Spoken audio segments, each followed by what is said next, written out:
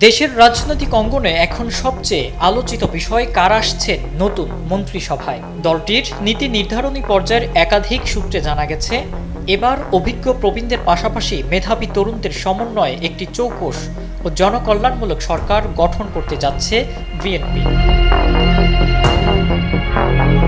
দলীয় সূত্র মতে দলের মহাসচিব মির্জা ফখরুল ইসলাম আলমগীরকে নিয়ে চলছে দুই ধরনের গুঞ্জন। হয়তো তিনি হতে পারেন দেশের পরবর্তী রাষ্ট্রপতি, অথবা পাবেন অত্যন্ত গুরুত্বপূর্ণ কোনো মন্ত্রণালয়ের দায়িত্ব। অভিজ্ঞতার ঝুলি থেকে স্পিকার হিসেবে ডক্টর আব্দুল মঈন খান এবং যোগাযোগ মন্ত্রণালয়ের মির্জা আব্বাসের নাম প্রায় চূড়ান্ত বলে জানা গেছে। স্থানীয় সরকারে সালাউদ্দিন আহমেদ আর বাণিজ্যে দক্ষ আমির খসরু মাহমুদ চৌধুরীর নাম মুখে মুখে।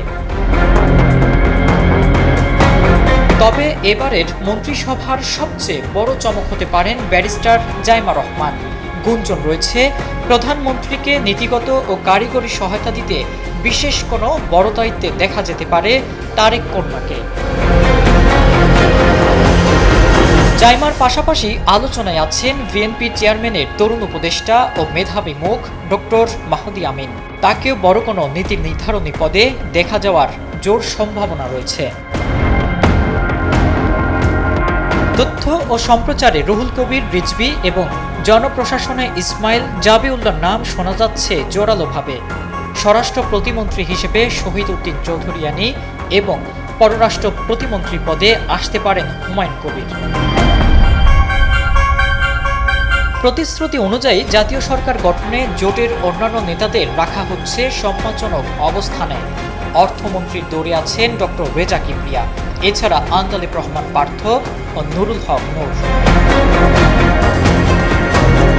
৩২ থেকে ৪২ সদস্যের এই মন্ত্রিসভা হবে নবীন প্রবীণের এক চৌকস সমন্বয়। দলীয় চেয়ারম্যান তারেক রহমান নিয়মিত সিনিয়রদের সঙ্গে পরামর্শ করে চূড়ান্ত করেছেন এই তালিকা। প্রবীণের অভিজ্ঞ হাত আর নবীনের আধুনিক মেধা, এই দুইয়ের উপর ভর করেই নতুন বাংলাদেশের স্বপ্ন দেখছে বিএনপি। তবে মন্ত্রিসভার এই খসড়া তালিকা শেষ পর্যন্ত কতটা বাস্তবে রূপ নেয় তা দেখার জন্য অপেক্ষা করতে হবে শপথের দিন পর্যন্ত। ইব্রাহিম প্রামাণিক, ডেইলি সান।